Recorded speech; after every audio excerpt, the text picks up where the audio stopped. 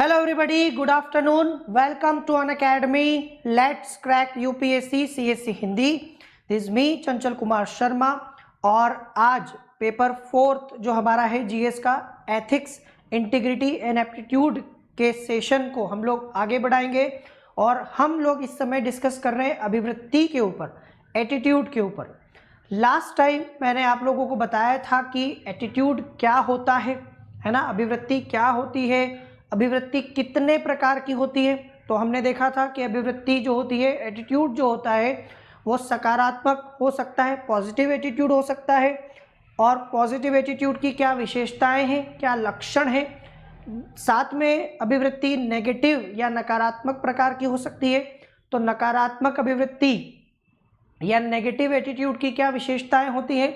और तीसरा हमने देखा था तटस्थ, एक और प्रकार की अभिवृत्ति जिसमें व्यक्ति न सकारात्मक होता है न नकारात्मक होता है बल्कि वो तटस्थ होता है. तो अभिवृत्ति के प्रकार हम लोग पिछले सेशन में देख चुके हैं और आज के सेशन में हम लोग बात करेंगे नैतिक अभिवृत्ति के बारे में, साथ साथ राजनैतिक अभिवृत्ति के बारे में और हम बात करेंगे अभिवृत्ति के निर्माण के कारकों के बारे में. देखिए, ये तो हम लोग देख चुके हैं कि किस प्रकार से अभिवृत्ति के प्रकार होते हैं, पॉजिटिव, नेगेटिव, न्यूट्रल. लेकिन अभिवृत्ति का निर्माण कैसे होता है. भाई आपकी जो भी किसी चीज़ को, किसी व्यक्ति को, किसी वस्तु को, किसी स्थान को लेकर आपकी जो अभिवृत्ति है, आपका जो एटीट्यूड है, उसका निर्माण कैसे होता है, वो पॉजिटिव या नेगेटिव या जो भी है वो कैसे हुआ. तो हम लोग देखेंगे कि अभिवृत्ति का निर्माण कैसे होता है, ये भी हम देखेंगे.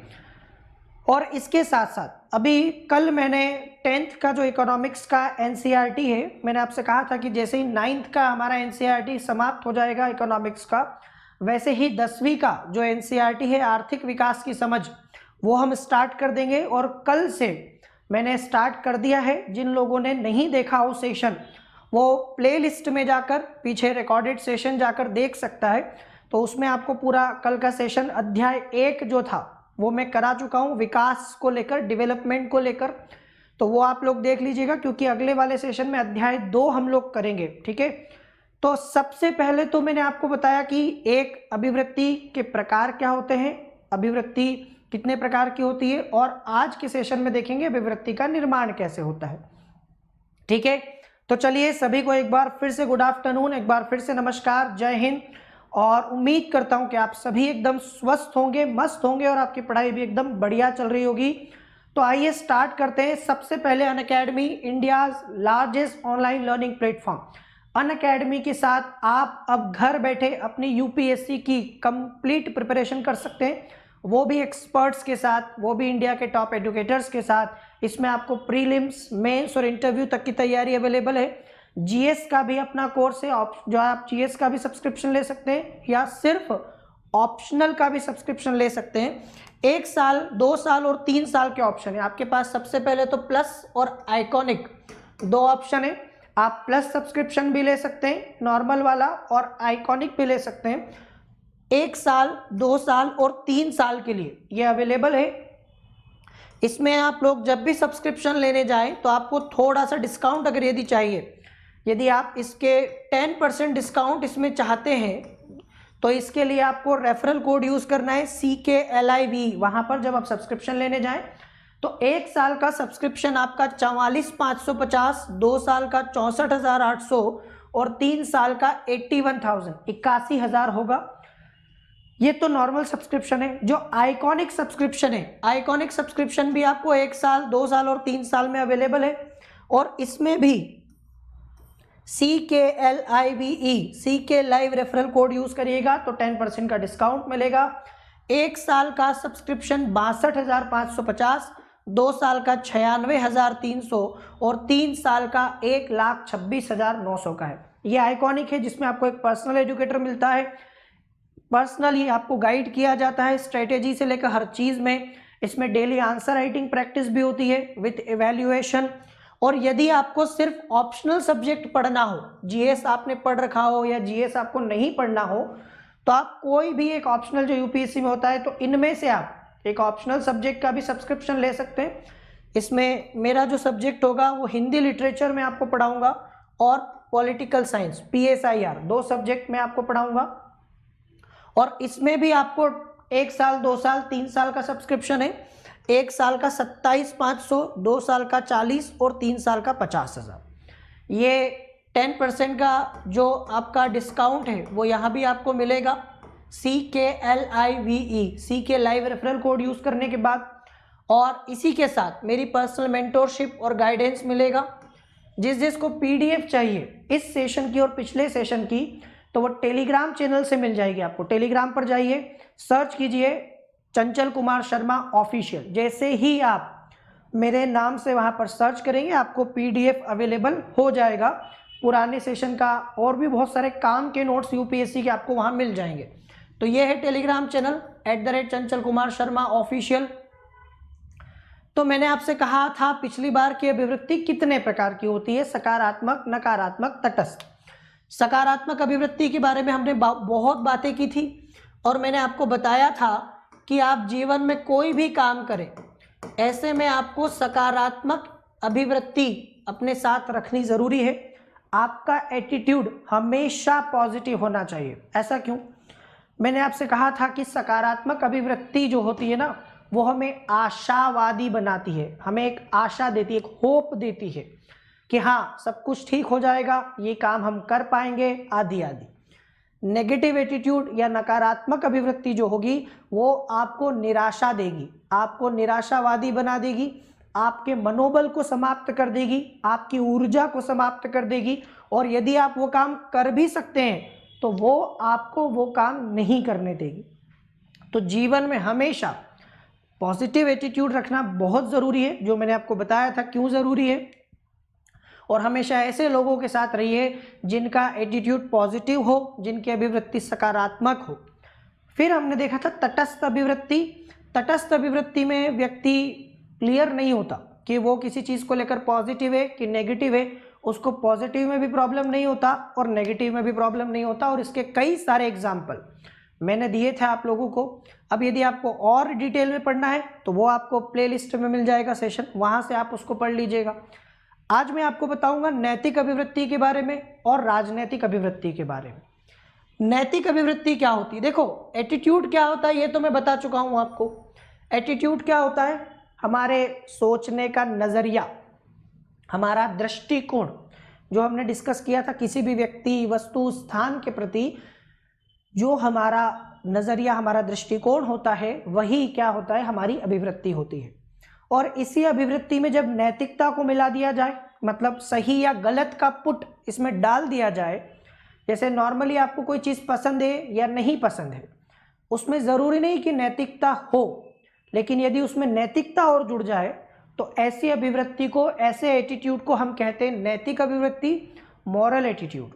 जैसे मान लीजिए कि आप लोगों की सहायता करने के, ठीक है, प्रति आप में सकारात्मक अभिवृत्ति है, पॉजिटिव एटीट्यूड है आपका लोगों के प्रति, तो कहीं ना कहीं ये नैतिक भी माना जाता है, मतलब ये सही है। और अगर आप लोगों की सहायता नहीं करते हैं, ठीक है, लोगों को दुख पहुंचाते हैं, तो ये गलत माना जाता है, अनैतिक माना जाता है। तो ये सकारात्मक अभिवृत्ति जो आपकी होगी कि आप किसी की सहायता करते हैं, ये नैतिक भी होगी, तो इसी को नैतिक अभिवृत्ति कहते हैं। नॉर्मली नैतिक अभिवृत्ति को ऐसे रूप में परिभाषित किया जा सकता है, ठीक है, जो सही और गलत क्या है, सही और गलत क्या है के नैतिक दृढ़ विश्वासों पर आधारित होती है। मतलब इसमें मैंने आपसे कहा कि आपके एटीट्यूड में सही और गलत का पुट और आ जाएगा, ये और इसमें जुड़ जाएगा, और ये सही गलत के नैतिक दृढ़ विश्वासों पर आधारित होती है, ठीक है। जैसे हम कहें कि रिश्वत लेना, भ्रष्टाचारी करना गलत बात है, अनैतिक है, आप सभी जानते हैं, रिश्वत लेना अच्छी बात नहीं है। और आप कोई रिश्वत को लेकर कि ठीक है रिश्वत नहीं लेना चाहिए, आपके दिमाग में ये एटीट्यूड है कि रिश्वत अच्छी चीज़ नहीं है, तो ये कहीं ना कहीं आपकी नैतिक अभिवृत्ति को भी दिखाता है, कहीं ना कहीं ये सही को दिखाता है, दर्शाता है। तो इस प्रकार से नैतिक अभिवृत्ति क्या हुई? जिसमें सही और गलत क्या हो इसके नैतिक दृढ़ विश्वासों पर भी जोर दिया जाता है। यह नैतिकता के बारे में किसी के विचार, नैतिक के बारे में उसकी अभिवृत्ति और नैतिक मुद्दों के समक्ष उसके व्यवहार को प्रदर्शित करता है। भाई जितनी भी चीज़ें हम लोग देखते हैं ना सही, कि ये सही है, ये वो गलत है, ये नैतिक है, वो अनैतिक है, तो नैतिक चीज़ों को लेकर आपके विचार, आपका दृष्टिकोण, आपकी अभिवृत्ति ये दर्शाता है। अगर आपकी नैतिक चीज़ों को लेकर अच्छी अभिवृत्ति है, सकारात्मक अभिवृत्ति है, मतलब आप में नैतिक अभिवृत्ति है, आप में मॉरल एटीट्यूड है, परिवार, समाज, धर्म और शिक्षा उन नैतिक धारणाओं को तैयार करने में महत्वपूर्ण भूमिका निभाते हैं। यही चीज़ हमें कहाँ से मिलती है? हमारे परिवार से। मैंने आपसे कहा था कि व्यक्ति की पहली पाठशाला, पहला स्कूल, पहला विद्यालय हमारा परिवार ही होता है, जहाँ से हम बहुत सारी चीज़ें सीखते हैं। और परिवार के साथ साथ हमारा समाज, परिवार के बाद अगला नंबर आता है समाज का, हमारी सोसाइटी का। हम जिस सोसाइटी में रहते हैं उस सोसाइटी के क्या मानदंड हैं, क्या मूल्य हैं, उसका किस प्रकार की मान्यताएं, परंपराएं हैं, उससे भी फर्क पड़ता है। इसके साथ साथ धर्म, ठीक है, धर्म भी उन नैतिक धारणाओं को तैयार करने में महत्वपूर्ण भूमिका निभाता है। जैसे हम देखते हैं ना, तुलसीदास कहते हैं, परहित सरिस धर्म नहीं भाई, पर पीड़ा सम नहीं अधमाई। तुलसीदास कहते हैं कि दूसरों का फायदा हित करने से बड़ा कोई धर्म नहीं है, और दूसरों को पीड़ा पहुंचाने से बड़ा कोई अधर्म नहीं है। तो हमारे अंदर धीरे धीरे धीरे ये चीज़ें बैठने लग जाती हैं और हमारी नैतिकता को आकार देने लग जाती हैं। कहीं ना कहीं हम समझने लगते हैं कि सही क्या है, गलत क्या है। किसी को दुख देना गलत है, अनैतिक है, ये हमें समझ में आने लगता है। किसी की सहायता करना, हेल्प करना, ज़रूरतमंद की मदद करना, ये अच्छी बात है, तो ये हमें धीरे धीरे नैतिक लगने लगता है। तो ये परिवार के साथ समाज, धर्म और शिक्षा भी। भाई जब आप स्कूल जाते हैं, कॉलेज जाते हैं, तो अलग अलग प्रकार की शिक्षा जब आप ग्रहण करते हैं, इसके माध्यम से आपको बहुत सारी नैतिक धारणाओं के बारे में पता चलता है। कई सारी आपकी नैतिक धारणाएं यहाँ से बनती है, तैयार होती हैं, और इस प्रकार से हमारी नैतिक अभिवृत्ति तैयार हो जाती है। आया समझ में आपको? सबसे पहले तो मैंने आपको ये बताया कि नैतिक अभिवृत्ति क्या होती है। तो अभिवृत्ति अगर आपको समझ में आता है कि एटीट्यूड क्या होता है, अभिवृत्ति क्या होती है, तो नैतिक अभिवृत्ति समझना कोई बड़ी बात नहीं है। यदि आपकी अभिवृत्ति में नैतिकता का भी पुट हो, नैतिकता जुड़ी हो, सही और गलत की धारणा उसमें जुड़ी हो, तो इसे हम क्या कहेंगे? मॉरल एटीट्यूड कहेंगे, नैतिक अभिवृत्ति कहेंगे। तो मुझे लगता है आपको समझ में आ गया होगा। चूंकि ये लाइव सेशन तो है नहीं हमारा, ठीक है, ये रिकॉर्ड होके प्रीमियर होगा, तो लाइव होता तो मैं आपके कमेंट्स के थ्रू समझ जाता हूं कि आपको समझ में आ रहा है कि नहीं आ रहा है। लेकिन अब मैं ये मान के चल रहा हूं कि आपको समझ में आ रहा होगा, आपको क्लियर हो गया होगा कि मॉरल एटीट्यूड क्या होता है। ठीक है चलिए, हालांकि एक चीज यहां पर आपको बता दूं कि प्रत्येक अभिवृत्ति नैतिकता से जुड़े प्रश्नों या परिस्थितियों से संबंधित नहीं होती।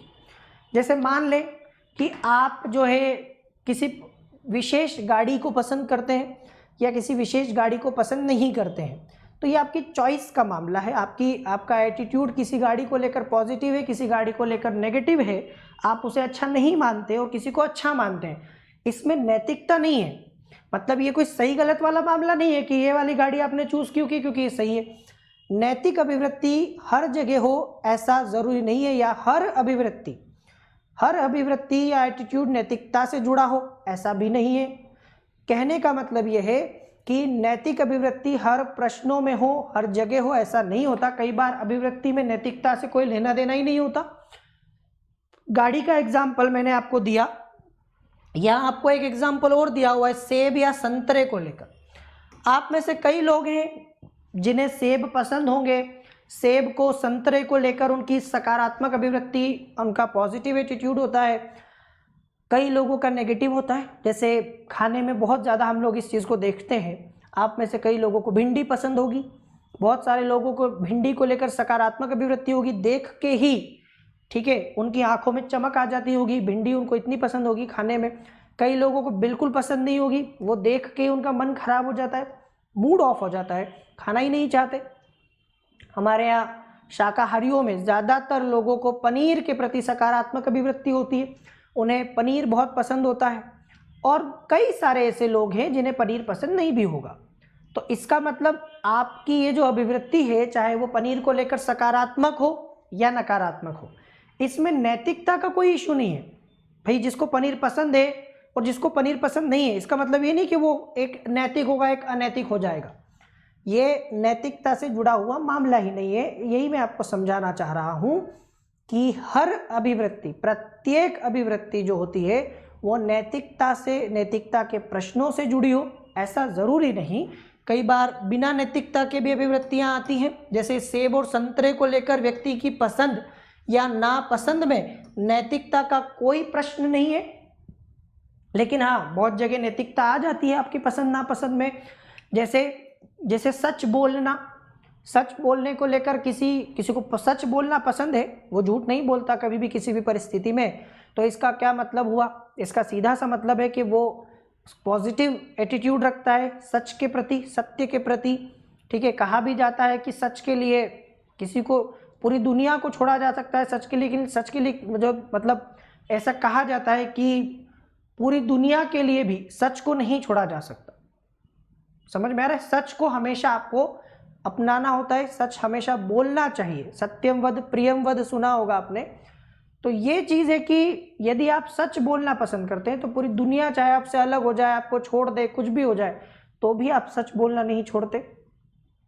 ठीक है, तो कहीं ना कहीं हमें ये समझना होगा कि एटीट्यूड जो होता है उसमें हमेशा नैतिकता हो ऐसा कोई ज़रूरी नहीं है, नैतिकता के प्रश्नों से वो जुड़ा हो ऐसा भी नहीं है। तो कहीं ना कहीं ये व्यक्ति की पसंद या नापसंद का मामला है। लेकिन किसी व्यक्ति का शाकाहारी या मांसाहारी होना, उसके लिए नैतिक विचार हो सकता है। अब एक पसंद तो मैंने आपको सेब और संतरे की बताई, उसमें नैतिकता का कोई इशू नहीं था कि अगर मान लो कि मैं संतरा पसंद नहीं कर रहा, तो इसका ये मतलब थोड़े ना है कि मैं संतरा खाना अनैतिक समझता हूँ या मैं संतरा खाने को गलत समझता हूँ, संतरा नहीं खाना चाहिए। लेकिन ऐसा नॉनवेज और वेज में होता है। कई लोग शाकाहारी होते हैं जो मांसाहार नहीं करते, नॉनवेज नहीं खाते। क्यों? क्योंकि वो उसे सही नहीं मानते, अनैतिक मानते हैं। तो ये नैतिकता का मामला आ गया। मतलब अगर आप शाकाहारी हैं और कोई व्यक्ति जो शाकाहार या वेजिटेरियन लोगों को लेकर, ठीक है, चीज़ों को लेकर सकारात्मक अभिवृत्ति या पॉजिटिव एटीट्यूड रखता है तो आपको वो नैतिक लगेगा। दूसरी तरफ कोई व्यक्ति नॉनवेज को लेकर, मांसाहार को लेकर पॉजिटिव एटीट्यूड रखता है तो आपको वो अनैतिक लगेगा। तो कहीं ना कहीं ये आपको क्लियर हो गया होगा कि हर अभिवृत्ति में नैतिकता से जुड़ा हुआ प्रश्न नहीं होता, लेकिन कई बार नैतिकता से जुड़े हुए प्रश्न इसमें होते हैं। अब हमारी जो नैतिक अभिवृत्ति है वो आकार कैसे लेती है? कैसे हमारी कोई नैतिक अभिवृत्ति, जैसे अभी हमने बताया वेजिटेरियन को लेकर या वेज को लेकर कि भाई वेजिटेरियन होना नैतिक है और नॉन वेजिटेरियन होना अनैतिक है, ये बनी कैसे आकार लेती? तो ये अभिवृत्ति के ही समान होगी। जैसे अभिवृत्ति में 3 चीज़ें बताई थी मैंने आपको, कॉग्निटिव मतलब C, अफेक्टिव मतलब A और व्यवहारिक मतलब B। तो ये आपको पता है, जो मैंने आपको कैब मॉडल बताया था, जिन लोगों ने नहीं पढ़ा हो, it is very very important, please उसको पिछले सेशन में जाकर देखिए और उसमें देखिए और समझने की कोशिश करिए। जो घटक मैंने बताए थे एटीट्यूड के, अभिवृत्ति के, इन तीनों के बारे में बता चुका हूँ। संज्ञानात्मक जो है वो हमारे नॉलेज, ज्ञान से जुड़ा हुआ पक्ष है। हमारा विचार पक्ष है, किसके बारे में हम कैसे विचार रखते हैं, हमारा विश्वास कैसा है, फिर किसी चीज़ के प्रति हमारे भाव कैसे हैं, हमारी भावना कैसी है उसको लेकर, और फिर हमारा व्यवहार उसको लेकर कैसा। इन तीनों को हमने कैब मॉडल में समझा था। और वैसे ही हमारी नैतिक अभिवृत्ति या मॉरल एटीट्यूड जो होगा ना, वो भी ऐसे ही आकार लेता है। Is that clear? Moral attitude भी ऐसे ही आकार लेगा जैसे हमारी अभिवृत्ति आकार लेती है। यहाँ देखो, ये तीनों के तीनों मैंने आपको समझाए थे। एक था संज्ञानात्मक या कॉग्निटिव। इसके अंतर्गत आपकी नैतिक अभिवृत्ति कैसे बनेगी? नैतिक नियमों का ज्ञान और अच्छे बुरे की पहचान। मतलब आपको ज्ञान हो, नॉलेज हो कि क्या नैतिक है, क्या अनैतिक है, क्या अच्छा है, क्या बुरा है, क्या सही है, क्या गलत है। तो ये आपका संज्ञानात्मक घटक हो जाएगा। आपके मॉरल एटीट्यूड को लेकर, आपके जो नैतिक अभिवृत्ति है उसके निर्धारण में ये एक बहुत बड़ा प्रभाव छोड़ता है। आपके विचार वैसे हो जाएंगे। उसके बाद दूसरा, व्यवहार या बिहेवियरल, व्यक्ति का वास्तविक व्यवहार, नैतिक महत्व की परिस्थितियों के प्रति उसकी प्रतिक्रिया। जैसे कोई व्यक्ति बहुत ज़्यादा बुरी परिस्थिति में है और उसको मदद की, सहायता की ज़रूरत है, और हम जानते हैं कि उसको सहायता की ज़रूरत है। अब ऐसे में यदि आपका एटीट्यूड किसी की सहायता करने को या मदद करने को लेकर पॉजिटिव है तो आप उसकी मदद करते हैं, और यदि आपका एटीट्यूड नेगेटिव है ऐसे में तो आप उसकी सहायता नहीं करेंगे, उसको वैसा ही छोड़ देंगे। बोले इससे मेरा क्या लेना देना, ये मेरा कौन लगता है, इस प्रकार से आप उसको छोड़ देंगे। तो यदि वैसा आपका रहा तो वो व्यवहार में भी आपको दिख जाएगा। ठीक है, नैतिक परिस्थितियों के प्रति। भावनात्मक, अगला इमोशनल या ए वाला कंपोनेंट, इसमें नैतिक और नैतिक निर्णयों की आवश्यकता वाली परिस्थितियों की प्रतिक्रिया में व्यक्ति की भावनाएं और आचरण शामिल होते हैं। जैसे मान लीजिए कि आपको पता चलता है कि किसी व्यक्ति ने किसी बहुत ज़रूरतमंद की मदद की, सहायता की। ठंड में मान लीजिए कोई व्यक्ति ठिठुर रहा था रोड पर, फुटपाथ पर, और ऐसे में आपके किसी परिचित ने जाकर उसको एक ब्लैंकेट दिया, एक कंबल दिया, उसको ओढ़ने के लिए दिया, ठंड से बचने के लिए रजाई दी। जब आपको ये पता चलता है तो आपके मन में कैसे भाव आएंगे, ज़रा सोचिए। यदि आप उस चीज़ को पॉजिटिव एटीट्यूड के साथ लेते हैं तो आपके मन में सकारात्मक भाव आएंगे, और यदि आपको लगता है कि ये मूर्ख है, अपना पैसा फालतू खर्चा कर दिया, या इस चीज़ की ज़रूरत नहीं थी, आए समझ में, तो ये क्या होगा, ये कहीं ना कहीं आपके दिमाग में नेगेटिव एटीट्यूड लाएगा कि ये मूर्ख है, ये व्यक्ति, इसने अपना नुकसान कर लिया, इसने अपना पैसे फालतू खर्च कर दिए। कहीं ना कहीं हमारे यहाँ पर ये तीनों चीज़ें आपको अपने आसपास दिखाई देंगी। नैतिक अभिवृत्ति में अभिवृत्ति की ही तरह संज्ञानात्मक, व्यवहारात्मक और भावनात्मक तीनों घटक होते हैं। कुल मिला के ये भी उसी कैब मॉडल से, या मैंने आपको ABC मॉडल भी बताया था, वही है ये। इसी को आप कैब मॉडल बोल दीजिए, इसी को ABC मॉडल बोल दीजिए। तो ये हो गया हमारा नैतिकता को निर्धारित करने, मतलब कैसे आपकी नैतिक अभिवृत्ति आकार लेती है, ये समझ में आ गया होगा आपको। जिस प्रकार नैतिक अभिवृत्तियां समय और स्थान के साथ परिवर्तित होती रहती है, अब ये भी सच है, नैतिक अभिवृत्ति समय और स्थान के साथ परिवर्तित होती रहती। एक समय पर आपको कोई चीज़ नैतिक लगेगी, दूसरे समय पर वही चीज़ आपको अनैतिक लग सकती है। ठीक है, जैसे किसी व्यक्ति को सहायता करना ताकि वो मजबूर है तो उसकी मदद हो जाए, और दूसरा किसी को सहायता करना गलत काम के लिए, तो एक ही वस्तु एक समय पर नैतिक और दूसरे समय पर अनैतिक हो सकती है।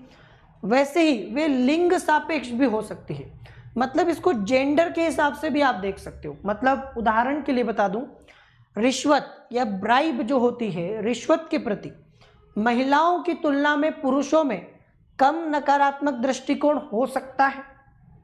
मतलब महिलाएं इसको रिश्वत लेना ज़्यादा गलत समझती हो, उनमें नकारात्मक एटीट्यूड हो उसको लेकर बहुत ज़्यादा।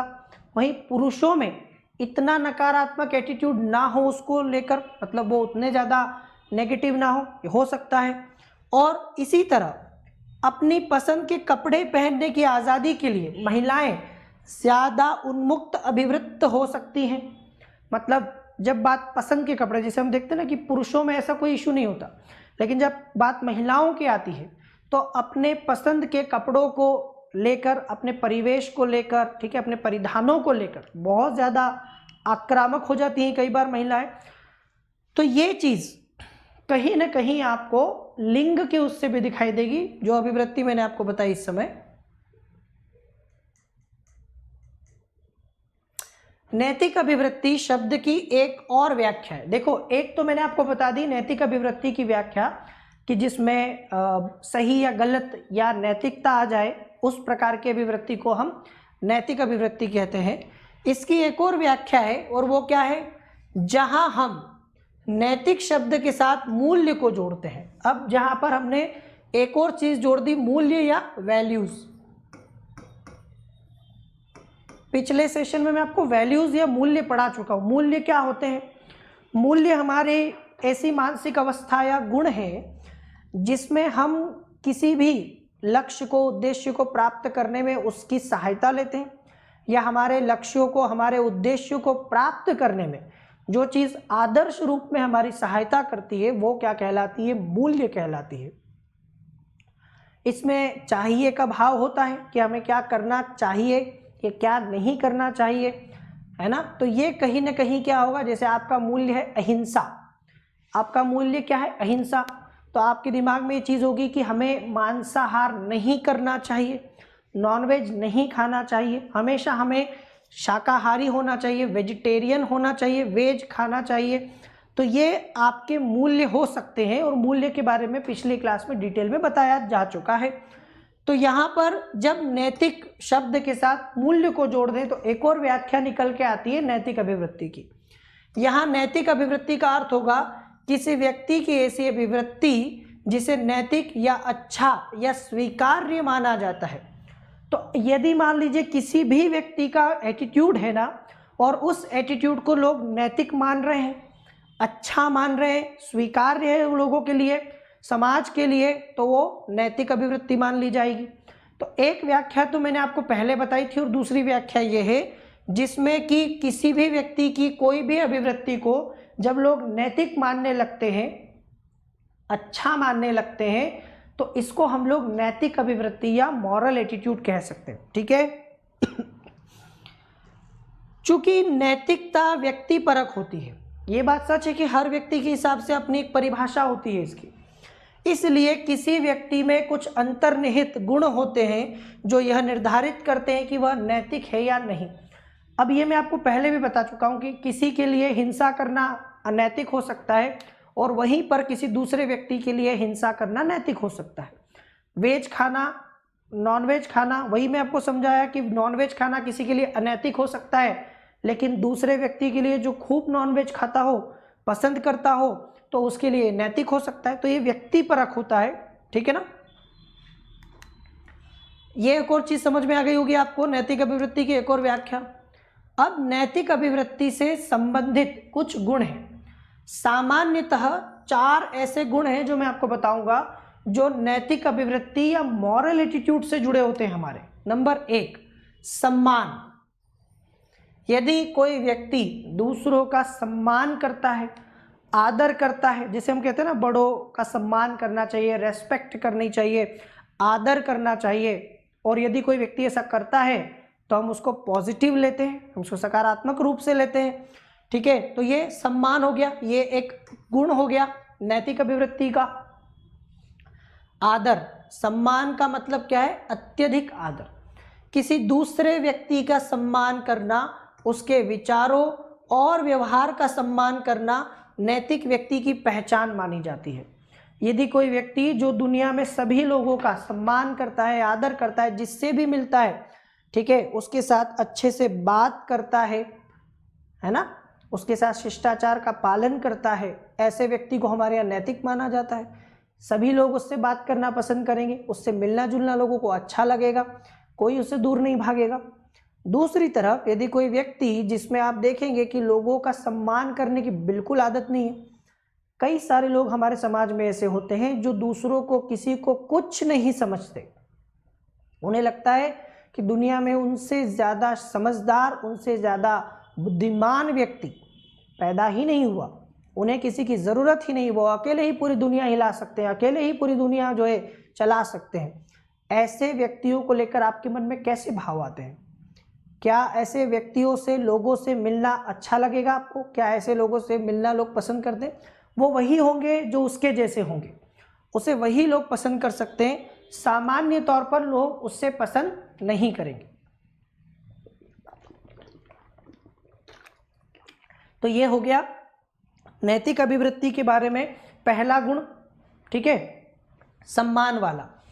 अगर एक कोई व्यक्ति इस गुण का पालन करता है, या आप में से या आपके आसपास किसी व्यक्ति में ये गुण है, तो फिर आपको पता है कि उसे क्या माना जाएगा? उसे नैतिक व्यक्ति माना जाएगा। इसलिए कहते हैं कि आप लोगों को अगर अपनी अच्छी इमेज बनानी हो तो हमेशा दूसरों का सम्मान करना चाहिए, बड़ों का, छोटों का, सबका सम्मान करना चाहिए। और पिछली बार मैंने आपसे कहा था कि व्यक्ति की असली पहचान कब होती है? व्यक्ति के चरित्र की असली पहचान तब होती है जब उसका व्यवहार उन लोगों के प्रति अच्छा होता है जिनसे उसको न तो कोई भय हो, किसी प्रकार का डर हो, न लालच हो, बदले में उसको कुछ नहीं मिल रहा हो, लेकिन उन लोगों के प्रति भी यदि उसके मन में सम्मान की भावना है।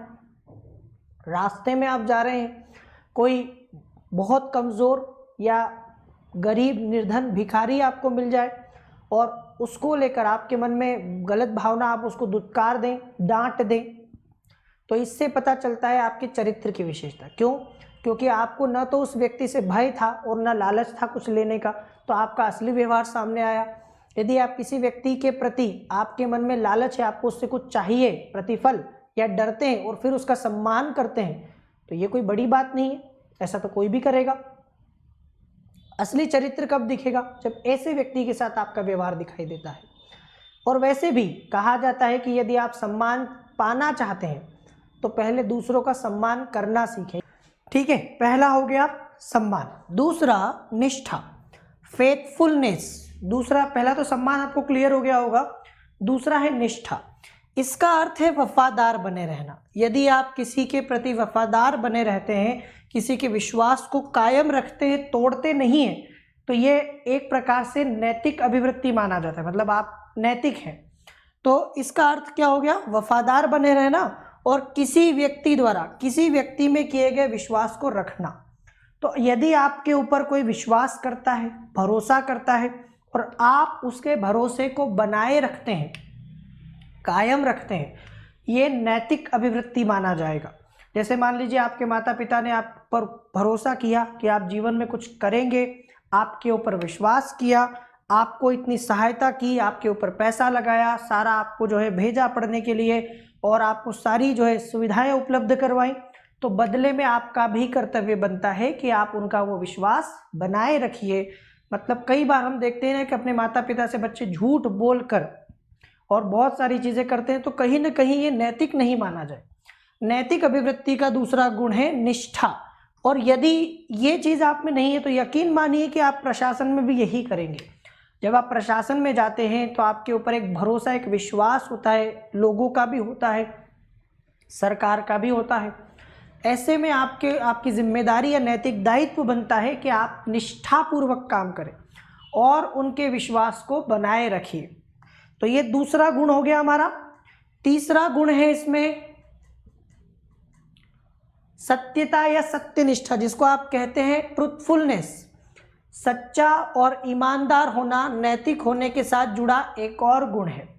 मतलब नैतिक अभिवृत्ति का ये तीसरा गुण और बड़ा महत्वपूर्ण गुण है कि जब आप सच और सत्य के साथ होते हैं, आप में ईमानदारी होती है, सत्यनिष्ठा होती है एक प्रकार से अपने काम को लेकर, ठीक है, अपने कर्तव्य को लेकर, तो ये एक और नैतिक अभिवृत्ति का गुण है। और लास्ट है दयालुता, गुडनेस।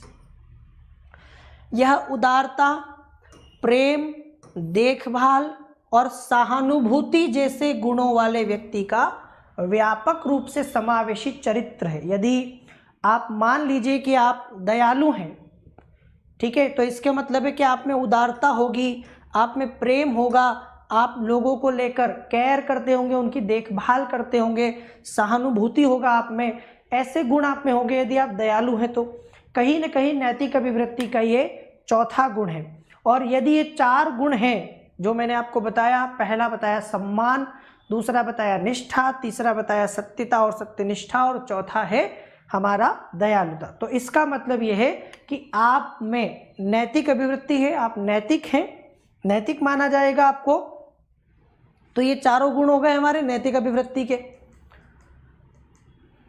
नैतिक अभिवृत्ति का महत्व या प्रभाव क्या? यदि कोई व्यक्ति में ये मोरल एटीट्यूड पाया जाता है या नहीं पाया जाता है, तो इसका क्या प्रभाव पड़ता है या होने का क्या महत्व है? तो भाई इसका महत्व नंबर 1, मनुष्यों के भीतर सही होने और पसंद किए जाने की आकांक्षा होगी। यदि व्यक्ति में नैतिक अभिवृत्ति का गुण है तो ये मानिए कि उसमें दूसरों से अपने आप को पसंद किए जाने की आकांक्षा होगी कि भाई वो ये एक्सपेक्ट करेगा कि भाई उसके इस काम को लोग पसंद करें, तभी तो वो ये काम कर रहा है। इस प्रकार नैतिक मुद्दों के प्रति अभिवृत्तियाँ मजबूत होती हैं और दृढ़ता से व्यक्त की जाती हैं। उदाहरण के लिए किसी व्यक्ति के अंदर बेईमानी या झूठ बोलने के प्रति बहुत ज़्यादा नकारात्मक अभिव्यक्ति हो सकती है कि वह सत्यनिष्ठा के लिए व्यक्तिगत संबंधों को भी खतरे में डाल सकता है। इतनी ज़्यादा कि अगर मान लीजिए कि उसके संबंध खराब हो रहे हैं, मान लीजिए परिवार का कोई व्यक्ति आके बोल रहा है कि ये काम कर दो, वो गलत है, लेकिन वो परिवार का है और आप पर दबाव डाल रहा है, आप बहुत ज़्यादा सत्यनिष्ठ हैं, ईमानदार हैं, आप मना कर देंगे, चाहे संबंध खराब हो, लेकिन आप उस काम को नहीं करेंगे। तो ये क्या हो रहा है, ये दृढ़तापूर्वक आपके जो नैतिक अभिवृत्ति है वो व्यक्त हो रही है कि आप सब कुछ छोड़ देंगे पर अपनी नैतिकता को नहीं छोड़ेंगे, अपनी नैतिक अभिवृत्ति को नहीं छोड़ेंगे। तो कहीं ना कहीं इसका सबसे बड़ा प्रभाव या महत्व क्या है, सबसे बड़ा महत्व यह है कि जब व्यक्ति नैतिक अभिवृत्ति से युक्त होता है तो वो अपने काम को दृढ़तापूर्वक करता है, मतलब वो उसको छोड़ेगा नहीं, किसी भी कीमत पर नहीं छोड़ेगा। ठीक है, जैसे मैंने आपको बताया कि चाहे संबंध खराब हो जाए लेकिन वो अपने काम को ईमानदारी पूर्वक ही करेगा, वो अपनी ईमानदारी को नहीं छोड़ेगा। ठीक है, चलिए ये तो हो गया इसका प्रभाव और महत्व। फिर देखो, नैतिक अभिवृत्ति सुविधाजनक और निषेधात्मक दोनों हो सकती है। नैतिक अभिवृत्ति एक तो सुविधाजनक भी हो सकती है या ये निषेधात्मक हो सकती है। किसी ज़रूरतमंद की मदद करने या समाज सेवा से जुड़े हुए काम जब आप करते हैं तो ये क्या हो गया, ये सुविधाजनक हो गई। नैतिक अभिवृत्ति कौन सी हो गई आपकी, सुविधाजनक हो गई, जब आपने किसी की मदद की, सहायता की, सेवा की। इसके अलावा अनैतिक माने जाने वाली क्रियाओं जैसे व्यभिचार, व्यभिचार मतलब गलत आचरण, गलत काम करना, स्टॉकिंग, धोखाधड़ी इत्यादि के लिए निषेधात्मक होती है। मतलब ये सही के साथ सही होती है, गलत के साथ गलत होती है। नैतिक अभिवृत्ति के बारे में जो मैं बता रहा हूँ आपको कि सुविधाजनक हो सकती है, मतलब जब ये अच्छे कामों से जुड़ी होती है तो ये सुविधाजनक हो सकती है, मतलब अच्छा आपका एटीट्यूड हो सकता है उनको लेकर। और दूसरी तरफ आपके दिमाग में नेगेटिव चीज़ें आती हैं उन लोग चीज़ों को लेकर जो आप पसंद नहीं करते या जो गलत मानी जाती है, जो अनैतिक मानी जाती है, उनके प्रति आपकी अभिवृत्ति निषेधात्मक होती है। ठीक है, उनको आप गलत मानेंगे, अनैतिक मानेंगे, जितने भी गलत काम हैं। तो ये दो हो गई हमारी। इस प्रकार आपकी नैतिक अभिवृत्ति या मॉरल एटीट्यूड कंप्लीट हो गया। मॉरल ऑफ द स्टोरी क्या है, नैतिक अभिवृत्ति वो होती है जहां पर अभिवृत्ति में, एटीट्यूड में नैतिकता का पुट होता है। सही या गलत, अच्छे या बुरे की जब बात आ जाती है तो अभिवृत्ति कैसी हो जाती है, नैतिक हो जाती है या अनैतिक हो सकती है। इसके साथ राजनीतिक अभिवृत्ति, हमारी पॉलिटिकल एटीट्यूड जो होता है वो क्या होता है, राजनीतिक अभिवृत्ति। ये ना किसी राजनीतिक मुद्दे के प्रति प्रवृत्ति होती है, पसंद या नापसंद।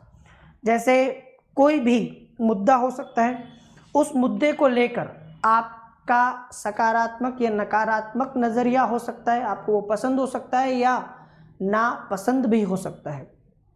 जैसा कि नाम से आपको समझ में आ गया होगा, राजनीतिक अभिवृत्ति, मतलब जैसे वो अभिवृत्ति नैतिक से जुड़ी हुई थी तो नैतिक अभिवृत्ति बन गई, ये अभिवृत्ति राजनीति से जुड़ी हुई है तो राजनीतिक अभिवृत्ति बन गई। राजनीतिक मुद्दों को लेकर आपके पसंद नापसंद, विचार, विश्वास और जितने भी आपके नज़रिया, दृष्टिकोण है, वही यहाँ पर राजनीतिक अभिवृत्ति के रूप में जाना जाता है। किसी मुद्दे को राजनीतिक मुद्दे के रूप में परिभाषित करने के कई तरीके हो सकते हैं। सरल अर्थों में राजनीतिक अभिवृत्ति, राजनीतिक व्यवस्था जो इस समय हमारे देश में पॉलिटिकल सिस्टम है, वो राजनीतिक पार्टियों, किसी राजनीतिक दल, ठीक है, बहुत सारी पार्टियां हमारे देश में, या उनकी विचारधारा के प्रति लोगों की अभिवृत्ति को संदर्भित करती है। जैसे हमारे देश में BJP, Congress, Samajwadi party, Bahujan Samajwadi party, अलग अलग पार्टी है। इन पार्टीज़ को लेकर, इनकी विचारधारा को लेकर आपकी क्या अभिवृत्ति है। कुछ लोगों को कांग्रेस के प्रति पॉजिटिव एटीट्यूड होगा, किसी को नेगेटिव होगा। वैसे ही किसी को बीजेपी को लेकर पॉजिटिव होगा, किसी को नेगेटिव होगा। तो आप कई बार बताते होंगे, आपस में बहस हो जाती है। आजकल तो बहुत ज़्यादा हम देख रहे हैं कि लोग बात करते करते झगड़ने लग जाते हैं, लड़ने लग जाते हैं। सोशल मीडिया पे आप देखिएगा कि किसी भी चीज़ को लेकर बहुत ज़्यादा द्वंद्व छाया रहता है। एक पार्टी का समर्थक दूसरे पार्टी के समर्थक को गाली दे रहा है, दूसरे पार्टी का समर्थक पहले वाले को गाली दे रहा है, और ये अपनी अपनी विचारधारा को लेकर बहुत ज़्यादा आक्रामक हो जाते हैं कई बार। अब शब्दों पर लोग उतर आते हैं। तो ये चीज़ सरल अर्थों में ये क्या है, ये किसी राजनीतिक व्यवस्था, जैसे आपके हमारे देश में लोकतांत्रिक व्यवस्था है, किसी देश में नहीं हो सकती है, तानाशाही हो सकती है या कुछ और व्यवस्था हो सकती है। इसके साथ पार्टीज और उनकी विचारधारा के प्रति आपकी जो अभिवृत्ति है, वही जब मैंने आपसे कहा था कि राजनीतिक अभिवृत्ति वह अभिवृत्ति है जो राजनीतिक मुद्दों के प्रति है। तो राजनीतिक मुद्दे कौन से? हमारे देश की राजनीतिक व्यवस्था, हमारे देश में काम कर रही पार्टीज, दल जितने भी हैं, इसके साथ साथ उनकी विचारधारा, और इस सब को लेकर आप क्या सोचते हैं, ये आपको खुद से पता चल जाएगा। ज़रा खुद से क्वेश्चन करके देखिए। आप किसी पार्टी को पसंद करते होंगे और किसी पार्टी को पसंद नहीं करते होंगे, या दूसरे भी लोग वैसे ही करते, तो ऐसा क्यों है? क्योंकि आपके अपने तर्क होंगे कि इस पार्टी की विचारधारा में मुझे ये चीज़ अच्छी लगती है, इसलिए मैं इसको सपोर्ट करता हूँ। ठीक है, वो आपकी विचारधारा से मेल खाती होगी, इसलिए आप उसे सपोर्ट करते होंगे। तो ये मैंने आपको बता दिया राजनीतिक अभिवृत्ति का सरल सा अर्थ। ये तो सरल अर्थ हो। व्यापक अर्थों में राजनीतिक अभिवृत्ति का अर्थ सार्वजनिक जीवन के विशिष्ट मुद्दों के प्रति आपकी अभिवृत्ति। मतलब ये तो बहुत छोटी सी बात है कि मैंने बताया किसी पार्टी के प्रति, किसी राजनीतिक दल के प्रति, उसके विचारधारा के प्रति आपके जो विचार हैं, आपकी जो अभिवृत्ति है, वो छोटे अर्थ में। पर अगर इसको बड़े अर्थों में देखें, राजनीतिक अभिवृत्ति को अगर व्यापक अर्थ में देखा जाए, तो अर्थव्यवस्था, आपके हमारे देश की अर्थव्यवस्था, रोजगार, महिलाओं को, असमानता को, जाति व्यवस्था को लेकर, मतदान प्रणाली को लेकर, इतने सारे विशिष्ट मुद्दों के प्रति आपकी अभिवृत्ति जो है, ये इस प्रकार की अभिवृत्ति में आती है। ठीक है, कहीं ना कहीं इसमें बहुत सारे बड़े बड़े मुद्दे आ जाते हैं। फिर अर्थव्यवस्था को लेकर, हमारे देश में इस समय अर्थव्यवस्था की क्या हालत है, या हमारे देश में आज़ादी के बाद से अर्थव्यवस्था की हालत क्या रही है, या हमारी अर्थव्यवस्था में कितना विकास हुआ है, कितना नहीं हो पाया, कितना हो सकता था। इसके साथ साथ रोजगार की क्या स्थिति है। रोजगार को लेकर आप नॉर्मली सरकार को ब्लेम करते हैं, पर इसके साथ साथ और कौन कौन सी चीज़ें हैं जिसकी वजह से भारत में रोजगार की स्थिति खराब है। सरकार तो एक है ही सही, इसके अलावा भी, ठीक है, रोजगार क्यों नहीं है हमारे पास में। महिलाओं की स्थिति को लेकर आप जब सोचते हैं, महिलाओं की भागीदारी को लेकर जब आप सोचते हैं, आप जब असमानता के बारे में देखते हैं कि हमारे यहाँ छुआछूत, जाति प्रथा, ठीक है, ऊंच नीच जैसी चीज़ें हैं, ये सब चीज़ें आपकी व्यापक रूप से राजनीतिक अभिवृत्ति में शामिल हो जाती हैं। वास्तव में विशेष रूप से भारत के राजनीतिक दलों को पश्चिमी आधार पर वामपंथी या दक्षिणपंथी खांचे में विभाजित नहीं किया जा सकता। वैसे हमारे आप करते होंगे राइटिस्ट और लेफ्टिस्ट वाला विभाजन, भाई दक्षिणपंथी वामपंथी, पर एग्जैक्ट वैसा नहीं हो सकता जो वेस्टर्न कंट्रीज में हमें दिखाई देता है। भारत में कोई भी राजनीतिक दल स्वयं को स्पष्ट रूप से किसान विरोधी या श्रमिक विरोधी नहीं घोषित कर सकता। ये चीज़ देखो, जैसे हम देखते हैं ना, पूंजीवाद और समाजवाद, दो प्रकार की विचारधारा, दोनों अलग। भारत में भी कई बार आप कहते हैं कि ये लेफ्टिस्ट है और ये राइटिस्ट है, मतलब ये दक्षिणपंथी है, ये वामपंथी है, पर एग्जैक्ट ऐसा कोई विभाजन हो ही नहीं सकता।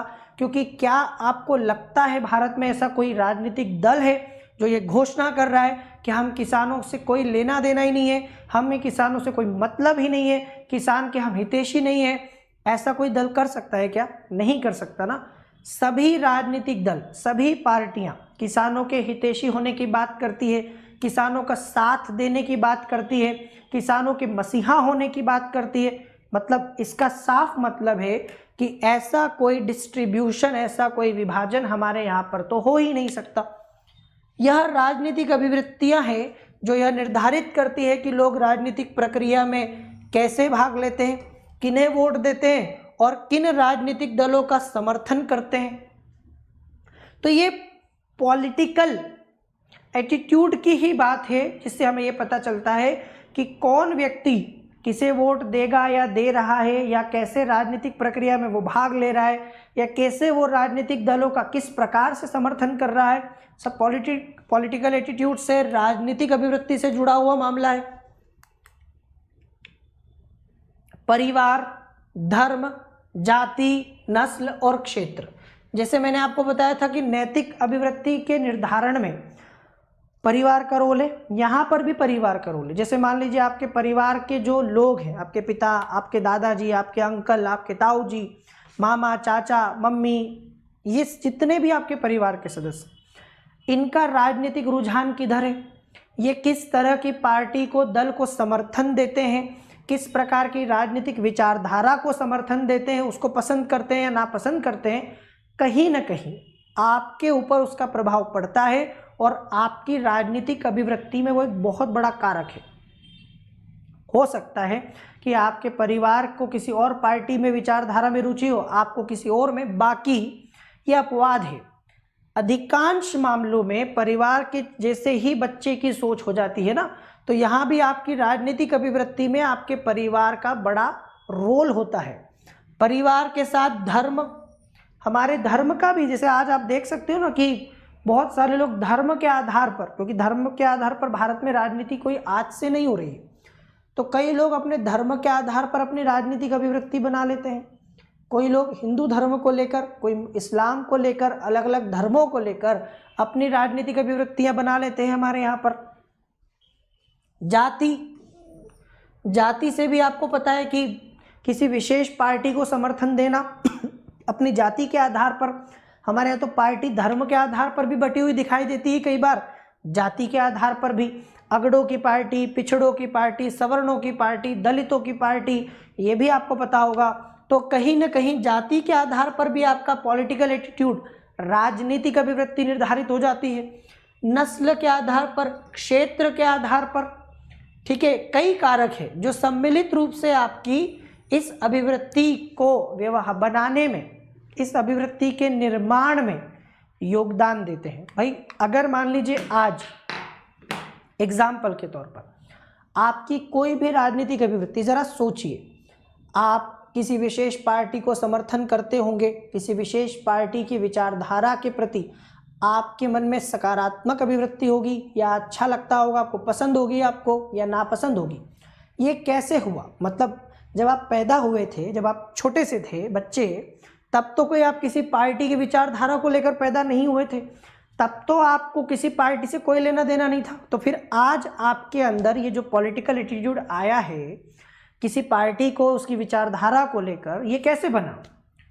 नो डाउट ये आपके परिवार से बना होगा, परिवार के माहौल से बना होगा, आपके धर्म से बना हो सकता है, आपकी जाति से हो सकता है ना। जैसे हमारे यहाँ बहुत सारे पिछड़े जाति के, या हम कहें कि दलित वर्ग के लोग मायावती की बहुजन समाज पार्टी को समर्थन देते आए हैं काफ़ी समय से। तो ये जाति के आधार पर भी, क्योंकि वो उनकी उद्धार की बात करते हैं तो इसलिए वो उनको समर्थन देते हैं। तो ऐसे जाति के आधार पर भी आपकी पार्टी की कुछ विचारधारा आपको पसंद आ सकती है। आपके क्षेत्र वाला मामला भी हो सकता है कि आपके क्षेत्रीयता से जुड़ा हुआ मामला हो तो आपको कोई पार्टी पसंद आ सकती है, उसकी विचारधारा पसंद आ सकती।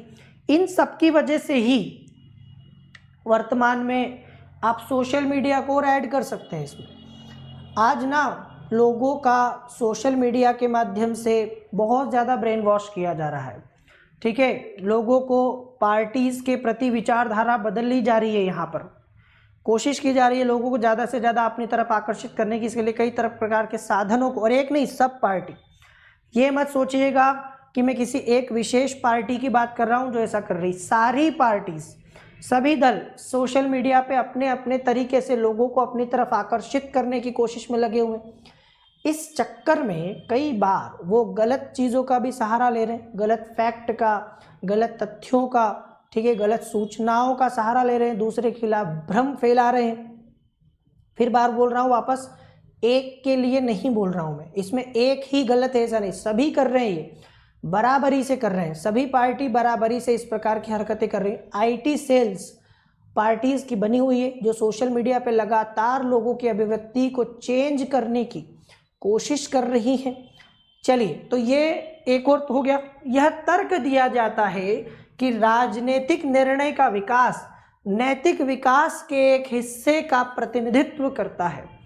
तो ये कई बार लोग कहते हैं कि आपका जो राजनीतिक निर्णय का लेने का जो विकास हुआ है किसी भी मामले में, वो कहीं ना कहीं आपके नैतिक विकास से ही जुड़ा हुआ है।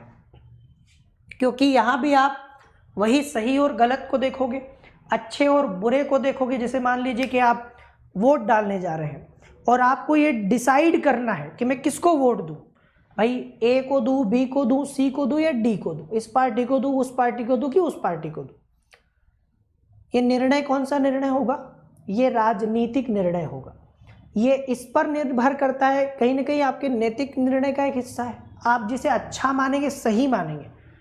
कभी भी व्यक्ति ऐसे व्यक्ति को जिसे वो जानता है कि ये गलत है, ये अनैतिक है और ये समाज के लिए गंदा है, खराब है, उसे कभी वोट डाल के नहीं आएगा।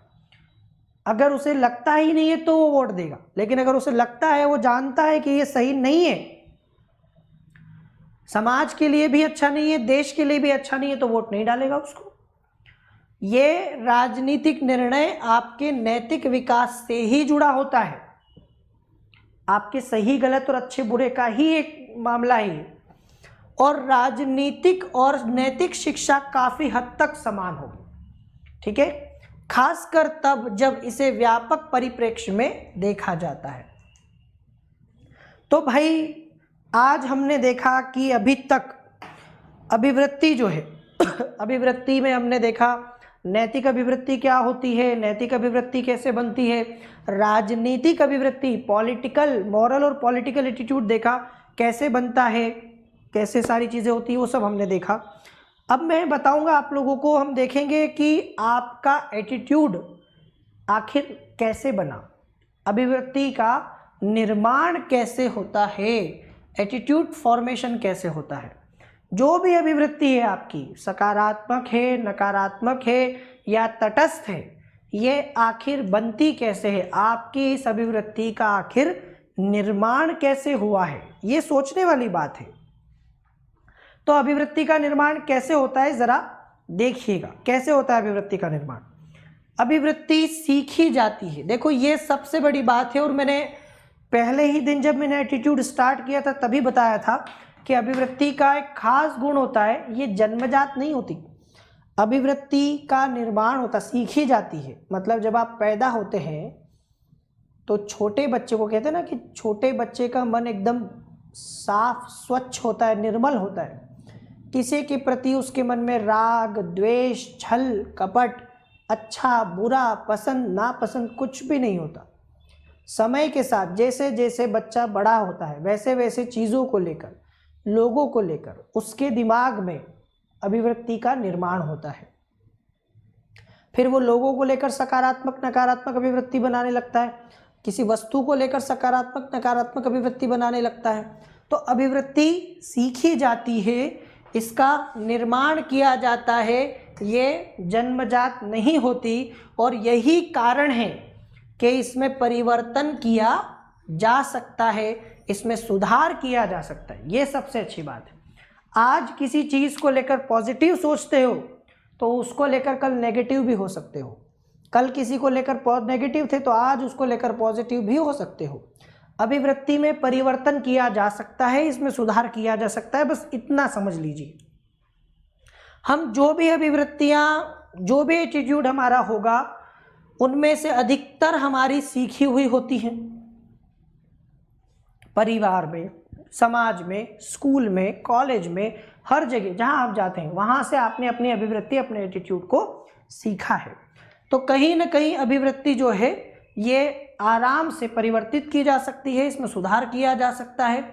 अब अभिवृत्ति निर्माण कैसे होता है, तो अभिवृत्ति के निर्माण की कुछ विधियां मैं आपको बताने वाला हूँ। अभिवृत्ति के निर्माण की कुछ विधियां। सबसे पहली विधि शास्त्रीय अनुकूलन के नाम से जानी जाती है, क्लासिकल कंडीशनिंग। ये क्या होता है? यदि हम लंबी समयावधि तक एक जैसी निविष्टि प्राप्त करते हैं तो हम कुछ विशिष्ट प्रकारों से उस निविष्टि के प्रति अनुकूलित हो जाते हैं। यदि मान लीजिए कि आप किसी ऐसी जगह पर रहते हैं जहां पर बहुत ज़्यादा हिंसा होती है, बहुत ज़्यादा होती रहती है, और एक आम बात है, नॉर्मल है, कॉमन है, हर व्यक्ति कर रहा है, तो आप देखेंगे कि आप में वैसी ही अभिवृत्ति आ जाएगी उसको लेकर। लंबे समय तक यदि किसी एक विशिष्ट माहौल में रहा जाए तो हमारा कहीं न कहीं वैसा ही एटीट्यूड हो जाता है। कई लोग होते हैं ना जो हिंसा को लेकर, जैसे हम लोग बात करते हैं, कुछ बच्चे खराब माहौल में पलते हैं, जहाँ पर लोग अच्छे नहीं होते, उनका व्यवहार अच्छा नहीं होता, असामाजिक तत्वों के बीच में बच्चे पलते हैं, तो वो वैसे ही क्यों हो जाते हैं? उनके मन पर इसका प्रभाव पड़ता है। लंबे समय तक रहने के कारण उनके दिमाग में वो चीज़ें बैठ जाती है और उनके प्रति उनकी अभिवृत्तियाँ वैसे ही हो जाती हैं। ठीक है, लगातार अगर कोई बच्चा ऐसी जगह पर रहे जहाँ पर सब चोर हैं, कुछ न कुछ चुराते रहते हैं, कुछ न कुछ चोरी करते रहते हैं, तो उसके मन में चोरी को लेकर वैसी अभिवृत्ति हो जाएगी, वो भी वैसा ही हो जाएगा, वो भी चोर हो जाएगा और चोरी को लेकर उसके अंदर नकारात्मक अभिवृत्ति नहीं रहेगी। दूसरा, सहायक अनुकूलन। एक तो शास्त्रीय हो गया, दूसरा सहायक। इंस्ट्रूमेंटल कंडीशनिंग, क्लासिकल के बाद इंस्ट्रूमेंटल कंडीशनिंग, सहायक अनुकूलन। पुरस्कार या दंड की व्यवस्था के आधार पर भी हम किसी अभिवृत्ति को विकसित कर सकते हैं। जब आप छोटे होते हैं ना, बच्चे होते हैं, तब आप कोई अच्छा काम करते हैं, घर वाले आपको इनाम देते हैं। ठीक है, जैसे मान लीजिए आप टॉप करके आए, आपने स्कूल में टॉप किया छोटी क्लास में, और आपके माता पिता खुश हुए, उन्होंने आपको कोई साइकिल दिला दी या कुछ इनाम या पुरस्कार या कुछ भी आपको दे दिया, या स्कूल की तरफ से आपको पुरस्कार मिला, अवार्ड मिला, ठीक है, आपको एक सर्टिफिकेट मिला, प्रमाण पत्र मिला, तो इन चीज़ों के प्रति हमारी सकारात्मक अभिवृत्ति हो जाती है कि टॉप करना, पढ़ना, मेहनत करना अच्छी बात है, उसके लिए हम प्रयास करते हैं बाद में भी। वैसे ही जिन चीज़ों के लिए हमें दंड दिया जाता है, कि आपने मान लीजिए कि अपने माता पिता से कुछ झूठ बोला और आपका झूठ बाद में पता चला और आपको उसके लिए कोई दंड दिया गया। कई बार बच्चों को हमारे मारा पीटा जाता है, ठीक है, गलती होने पर। कई बार उनको कमरे में बंद कर दिया जाता है, डराया जाता है, धमकाया जाता है, बहुत सारी चीज़ें की जाती ताकि बच्चा अगली बार उस चीज़ को, उस गलती को ना दोहराए। तो इसीलिए उसको लेकर आपके मन में नकारात्मक अभिवृत्ति आ जाए। हमारे यहाँ जो व्यक्ति चोरी करता है, गलत काम करता है, किसी प्रकार का असामाजिक कार्य करता है, अपराध करता है, तो हमारे यहाँ पर उसको न्यायालय द्वारा दंडित किया जाता है। ये क्यों किया जाता है? इसीलिए किया जाता है ताकि वो व्यक्ति सुधर जाए, उस चीज़ को लेकर उसके मन में नकारात्मक अभिवृत्ति बने, नेगेटिव एटीट्यूड हो जाए उसका, वो उसको अगली बार ना करे। ये दूसरा तरीका है पुरस्कार और दंड। जब हम चाहते हैं कि कोई व्यक्ति किसी चीज़ को अपनाए, तो उसके लिए हम उसको पुरस्कार देने लगते हैं, तो वो उस काम को करने लगता है, उस काम को स्वीकार कर लेता है, उसके प्रति सकारात्मक अभिवृत्ति। जैसे कोई व्यक्ति चोरी करके आया और आपने उसको जो है पुरस्कार दे दिया बदले में, कि बहुत बढ़िया, आज किसी का पॉकेट मारा, तो बच्चा बड़ा चोर बनेगा और आगे जाकर। क्यों? क्योंकि उसके प्रति उसके मन में सकारात्मक अभिवृत्ति आ जाएगी। और उसका उल्टा अगर आपने उसको दंड दिया चोरी करने पर, तो फिर वो चोरी को लेकर नकारात्मक अभिवृत्ति बना लेगा। बहुत सिंपल है, कोई बहुत ज़्यादा मुश्किल नहीं है इसको समझना। तो एक हो गया शास्त्रीय और दूसरा होगा सहायक हो गया, जिसमें पुरस्कार और दंड की व्यवस्था के आधार पर हम क्या करते हैं, अभिवृत्ति को विकसित करते हैं। जैसे स्कूल में आपको पता है कि स्कूल जब आप जाते हैं तो बहुत सारी ऐसी चीज़ें होती हैं, जो बच्चे लगातार नियमित आते हैं, पढ़ते हैं, मेहनत करते हैं, अपना काम ठीक से करते हैं, ठीक है, बदमाशी नहीं करते, उनको पुरस्कार दिया जाता है, शाबाशी दी जाती है। जो बच्चे नालायक होते हैं, ठीक है, मस्ती करते हैं, शरारत करते हैं, दूसरों को परेशान करते हैं, पढ़ते नहीं हैं, तो इन ऐसे लोगों को दंड दिया जाता है, जिससे उनमें वो नकारात्मक अभिवृत्ति आ जाए उसको लेकर। बड़ों के प्रति सम्मान प्रदर्शित करने पर किसी को निरंतर पुरस्कृत करना।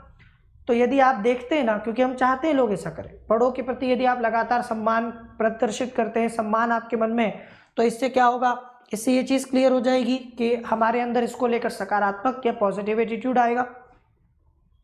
इसके विपरीत असम्मान प्रदर्शित करने पर दंडित करना सम्मान की सकारात्मक अभिवृत्ति को विकसित करने में सहायक होगा। कई बार आप देखिएगा कि अगर आपसे अनजाने में कोई गलती हो जाती है, आप किसी को टल्ला मार दें, गिरा दें, या कुछ भी ऐसा होता है, परेशान हो जाए आपकी वजह से कोई, तो हम उसे सॉरी बोलते तुरंत।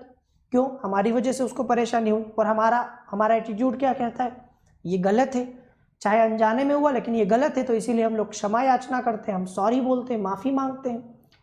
यही चीज़ वो व्यक्ति अगर इस प्रकार के माहौल में रहा है, तो वो सॉरी बोलेगा, अपनी गलती मानेगा। दूसरी तरफ दूसरे वाले को कोई फर्क नहीं पड़ेगा, वो उल्टा और अकड़ेगा। ये हो गया सहायक अनुकूलन। फिर सामाजिक अधिगम, सोशल लर्निंग।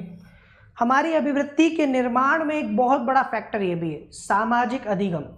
हम क्या करते हैं, कई बार अन्य लोगों से कुछ कार्यवाहियों का निष्पादन करते हुए निरीक्षण भी करते हैं और उनके आचरण से सीखते हैं।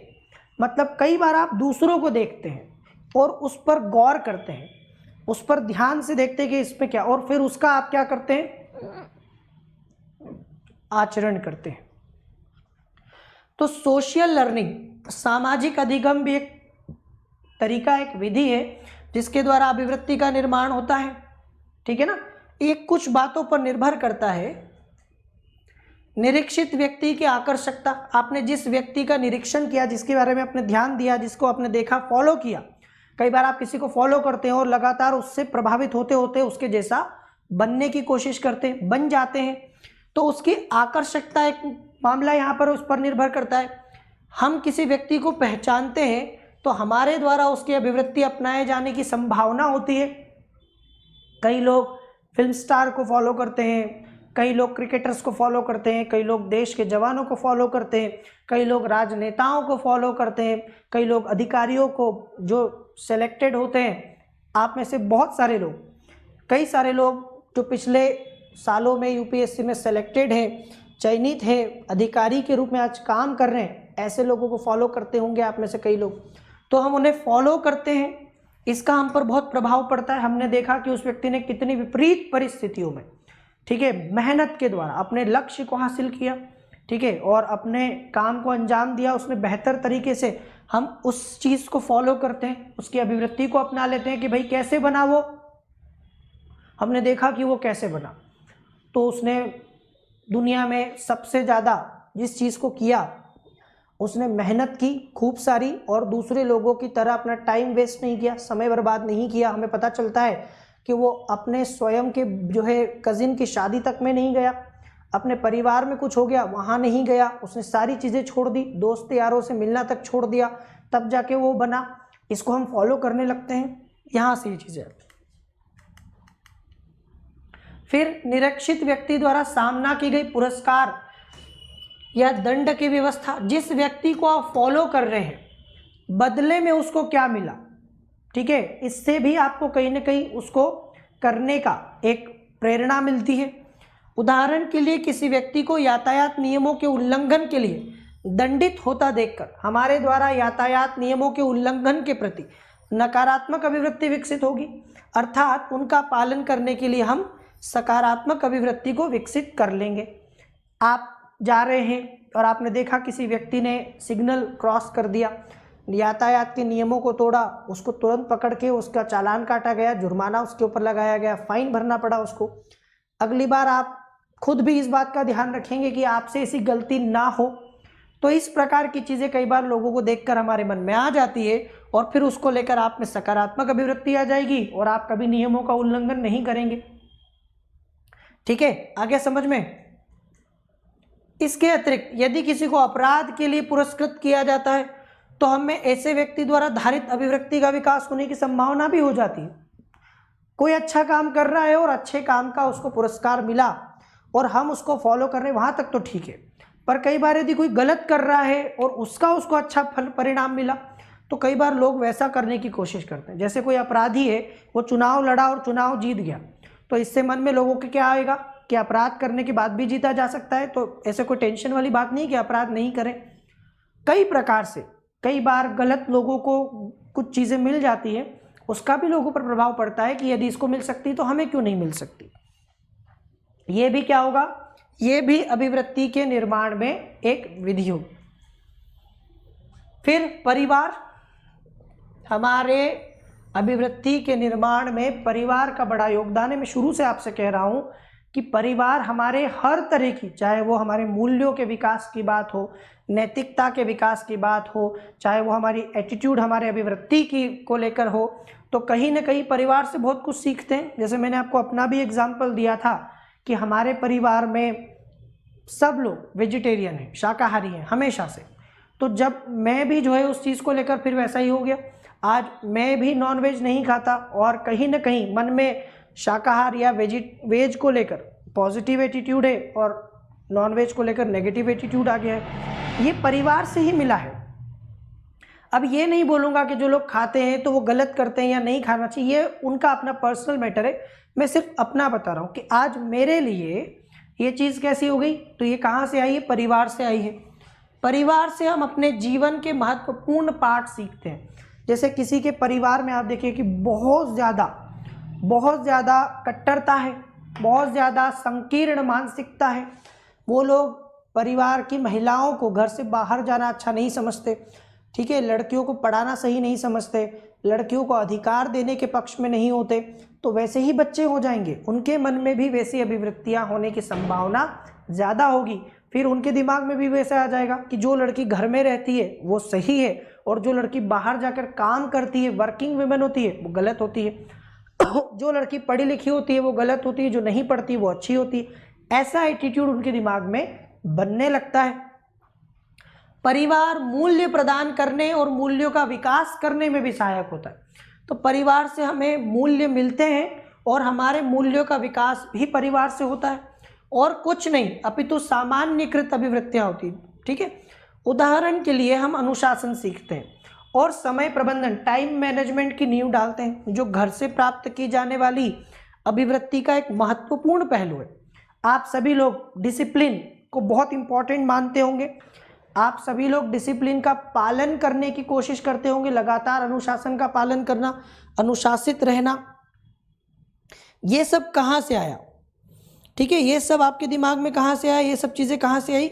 ये सारी चीज़ें हमारे परिवार से ही हमारे अंदर आती है, ठीक है। ये आपको समझ में आ गया होगा।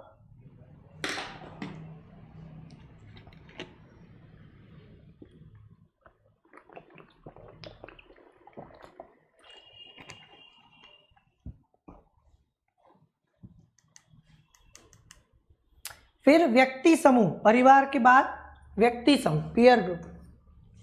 इसमें हमारे मित्र और हमारे आयु वर्ग के लोग, आपकी संगत का बहुत फर्क पड़ता है। इसीलिए कहते हैं ना संगत का, आपके साथ वालों का आपके ऊपर बहुत फर्क पड़ता है। तो आपके जो मित्र हैं, आपके जो साथी हैं, उनके विचारों का, उनके व्यवहार का, उनके साथ का आपका बहुत फर्क पड़ता है, बहुत प्रभाव पड़ता है।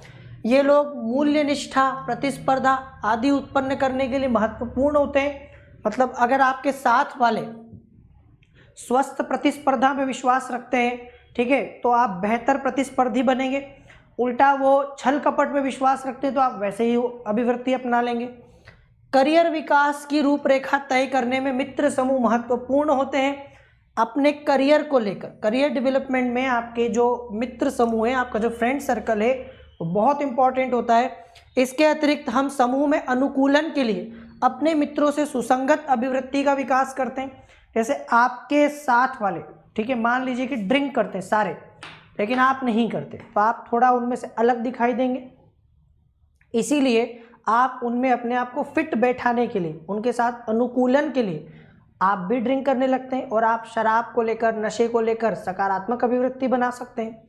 दूसरी तरफ आपके सारे साथी नशा नहीं करते, किसी प्रकार के जो है नशे के एडिक्शन के आदि नहीं हैं, तो आप यदि करते होंगे तो छोड़ देंगे। क्यों? क्योंकि उनके साथ अगर आपको रहना है तो उस चीज़ को आपको छोड़ना होगा। तो कहीं ना कहीं हम अपने समुदाय के साथ, जो भी आपका मित्र समूह है, जो फ्रेंड सर्कल है, उसके साथ में अपने अनुकूलन के लिए, कि हम भी उनमें फिट बैठ जाए, अलग ना लगें, आप क्या कर लेते हैं, वैसी ही अभिवृत्ति का विकास करते। इसलिए बोला था मैंने कि संगत इंपॉर्टेंट। अगर आपके साथी सभी मेहनती हैं, हार्डवर्क करने में विश्वास करते हैं, जीवन में कुछ करने का जज्बा और जुनून है उनके अंदर, तो आप में भी वैसी ही चीज़ें आएंगी, और नहीं तो आप वैसी अभिवृत्ति का विकास कर लेंगे।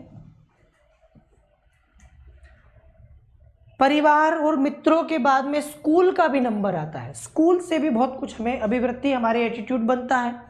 उत्कृष्टता, प्रतिस्पर्धा, समयबद्धता, समग्र रूप से जीवन की ओर अभिवृत्ति अंतर्निविष्ट करने के महत्वपूर्ण साधन है। जब हम स्कूल जाते हैं ना, तो एक टाइम होता है जिस टाइम पे हमें स्कूल जाना होता है, और अगर हम लेट हो जाएं तो हमें स्कूल में एंटर नहीं करने दिया जाता, ठीक है, अंदर नहीं आने दिया जाता, या हमें पनिश किया जाता है, दंडित किया जाता है। इससे इंसान के दिमाग में, ठीक है, समय के पालन को लेकर एक सकारात्मक अभिवृत्ति आती है कि नहीं, समय का पालन करना चाहिए, लेट नहीं होना चाहिए, देरी नहीं होनी चाहिए। ऐसी समयबद्धता कि स्कूल भी जब जाते हैं तो हम डेली जाते हैं, बिना किसी छुट्टी के, गैप के स्कूल जाना होता है। इस सब से हमें ये सारी चीज़ें सीखने को मिलती हैं।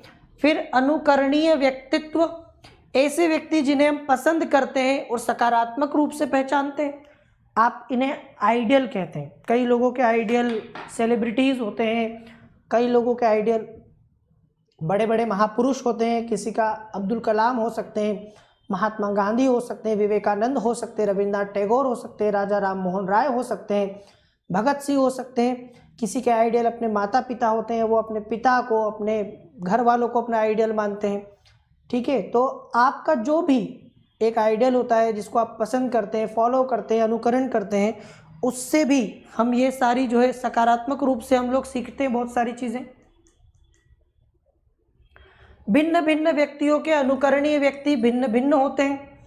जैसे एक व्यक्ति अपने पिता को अपना अनुकरणीय व्यक्तित्व मान सकता है, मतलब वो पिता को फॉलो कर रहा है।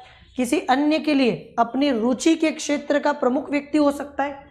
जिसको क्रिकेटर बनना है तो वो सचिन तेंदुलकर को अपना आइडियल बना ले, किसी को एक्टर बनना है तो किसी बड़े एक्टर को अपना आइडियल बना ले, किसी को पॉलिटिशियन बनना है तो अटल बिहारी वाजपेयी, इंदिरा गांधी या जवाहरलाल नेहरू या नरेंद्र मोदी, किसी को भी अपना आइडियल बना सकता है अगर वो पॉलिटिशियन बनना चाहता है तो अलग अलग क्षेत्रों के लोगों को आप अपने आइडियल के रूप में फॉलो कर सकते हैं, वो अपना अपना अलग मामला होगा। अनुकरणीय व्यक्तित्व कोई ऐसा व्यक्ति होता है जो अपनी गतिविधियों के माध्यम से प्रेरित करने में सक्षम होता है। और ये व्यक्ति कौन होगा?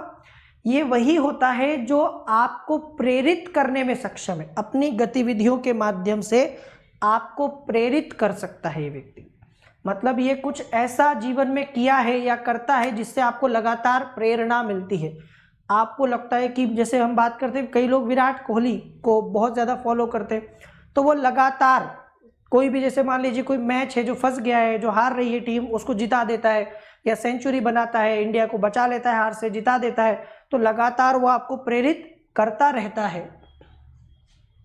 स्टीफन हॉकिंग को ले, बहुत बड़े वैज्ञानिक साइंटिस्ट थे स्टीफन हॉकिंग। वे न केवल भौतिकी के विशेषज्ञ थे बल्कि ऐसे व्यक्ति भी थे जिन्होंने अपनी पुस्तकों, व्याख्यानों या यूं कहें कि अपने जीवन के माध्यम से लाखों लोगों को इस विषय में रुचि लेने के लिए प्रेरित किया। तो भौतिकी के साथ साथ उन्होंने अपने किताबों के जरिए, अपने उपदेशों के जरिए, व्याख्यानों के जरिए, ठीक है, इसके जरिए कई लोगों को अपने से जोड़ा और लगातार उन्हें प्रेरित किया। ठीक है, तो एक मैंने आपसे कहा कि जिस व्यक्ति को आप फॉलो करते हैं वो अपने दूसरी चीज़ों से भी आपको प्रेरित कर सकता है। ठीक है ना। चलिए, ये हो गया अभिवृत्ति का निर्माण।